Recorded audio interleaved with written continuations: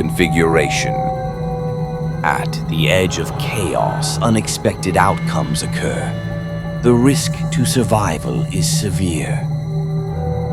Ian Malcolm.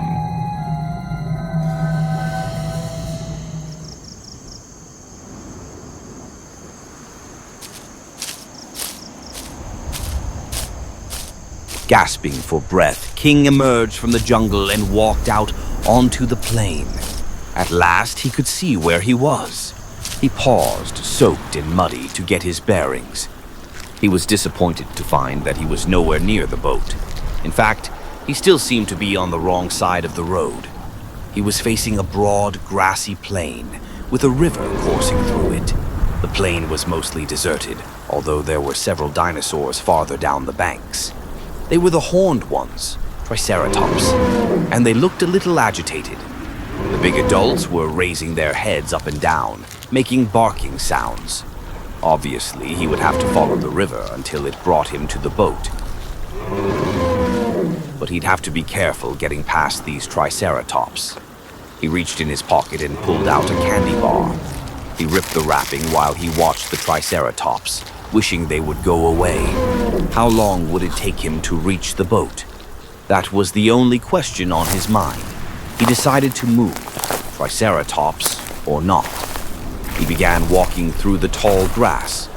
Then he heard a reptilian hiss. It was coming from the grass, somewhere to his left, and he noticed a smell, a peculiar rotten smell. He paused, waiting. The candy bar didn't taste so good anymore. Then, behind him, he heard splashing. It was coming from the river. King turned to look. King saw two dark, striped lizards moving across the river. They walked on their hind legs with a sort of hopping motion. Their bodies were reflected in the flowing water of the river. They snapped their long jaws and hissed menacingly at King. He glanced upstream and saw another lizard crossing, and another beyond that. Those other animals were already deep in the water and had begun to swim.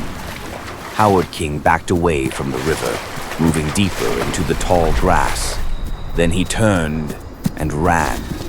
He was chest deep in grass and running hard, gasping for breath, when suddenly another lizard head rose up in front of him, hissing and snarling. He dodged, changed direction. Suddenly the nearest lizard leapt in the air. It jumped so high its body cleared the grass. He could see the entire animal flying through the air, its two hind legs raised to pounce. He glimpsed curved, dagger-like claws. King turned again, and the lizard shrieked as it landed on the ground behind him and tumbled away in the grass. King ran on. He was energized by pure fear. Behind him, he heard the lizard snarling. He ran hard. Ahead was another 20 yards of grassy clearing, and then the jungle began again. He saw trees, big trees. He could climb one and get away. Off to the left, he saw another lizard moving diagonally across the clearing toward him. King could only see the head above the grass. The lizard seemed to be moving incredibly fast. He thought, "I'm not going to make it." But he would try. Panting, lungs searing, he sprinted for the trees. Only 10 more yards now. His arms pumped, his legs churned, his breath came in ragged gasps. And then something heavy struck him from behind, forcing him to the ground, and he felt searing pain down his back, and he knew it was the claws. They dug into the flesh of his back as he was knocked down. He hit the dirt hard and tried to roll, but the animal on his back held on. He could not move. He was pinned down on his stomach, hearing the animal snarl behind him. The pain in his back was excruciating, dizzying. And then he felt the animal's hot breath on the back of his neck, and he heard the snorting breath, and his terror was extreme. Then suddenly a kind of lassitude, a deep and welcome sleepiness took him. Everything became slow. As if in a dream, he could see all the blades of grass in the ground in front of his face. He saw them with a kind of languid intensity, and he almost did not mind the sharp pain on his neck, and he almost did not care that his neck was within the animal's hot jaws. It seemed to be happening to someone else. He was many miles away.